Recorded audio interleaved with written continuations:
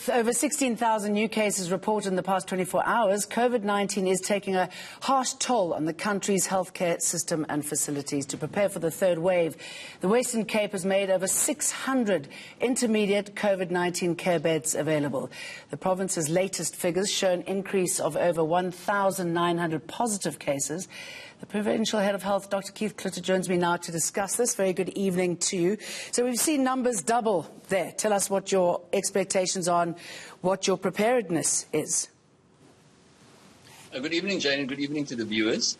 In the Western Cape, we have had quite a lot of experience learning from a first wave and a second wave, and we are preparing for this third wave. And having entered it, we've, in a sense, put together a four-tiered preparedness plan, and it's a tiered system.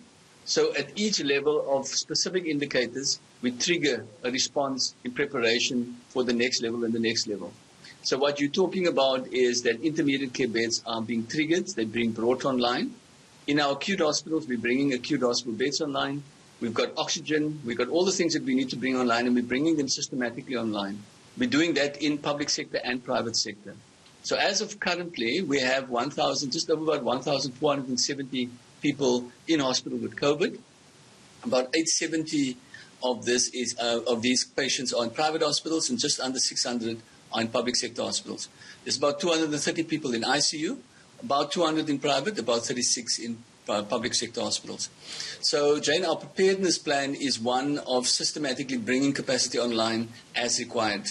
And having learned from the second wave, we have galvanized all the resources we require to do it in a smooth and systematic way. Okay, so nobody will be wanting, is that what you are telling me? And also from a frontline point of view, do you have the nursing medical staff that is required? I know it's a big problem in Gauteng and other parts of the country.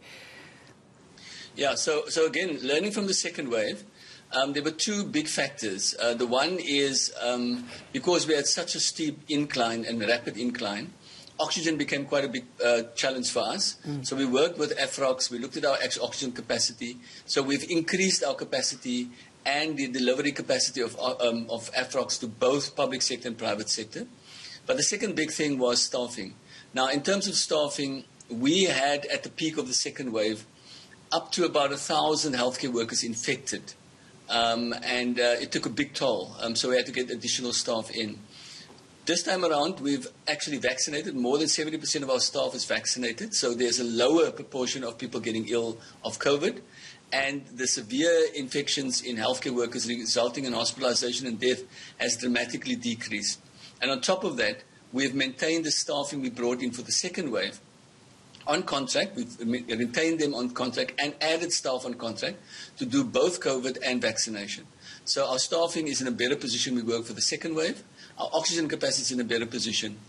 So what we saw towards the end of December and beginning of January, which was absolutely at the peak, our system was stretched to capacity at that time. We expect this time around that with our preparedness, we will be ready to deal with whatever the peak need would be in terms of COVID. Have you learned anything from us here, watching us go through the third wave and the mistakes that we're making?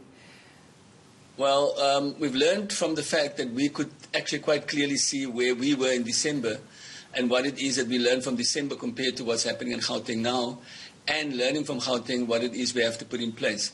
I mean, the big thing is that we've learned how to work in let's call it a coordinated network of resources. So what we are doing is there is one unified bed bureau system, one unified dashboard that tells us exactly at any given time how many beds are occupied in which places. We're doing it across the whole public sector for the province, and our transport system is designed in such a way to move people in such a way that when there's pressure in one place, you relieve it by moving to the other. This intermediate care beds, the field hospital beds, we've distributed them in such a way that we take pressure off acute hospitals. But what we've also done is worked with our private colleagues. So the Netcare group, the Life group, the Mediclinic group, and the Melomed group, all of them work together in their own groups, but they work collectively with us. So the big difference here is that we work as a network. We distribute the resources, we make sure that there's capacity throughout, and that the entire system can scale and that there's not a single point of the system that gets overwhelmed at any given time. Okay, tell us what's happening on the vaccine front. I know you've been a bit delayed in getting them. What's the status now? How many do you think you'll be able to get out from tomorrow? We have systematically scaled up our vaccination program. We are currently we have the capacity to do much more, but the doses and the supplies we have has been limiting what we've been able to do. We got confirmation from the National Department that we have an additional big consignment arriving tomorrow. So our ability to scale from next week, we will be scaling up to about 80,000 vaccinations for next week, 100,000 the week after. And if the supply continues, we will be hitting about 120 to 130,000 in 2 or 3 weeks' time. So our ability to do this, we have a network of vaccination centres across the province. And we've, in a sense, over the age of 60, more than 52% of people have registered.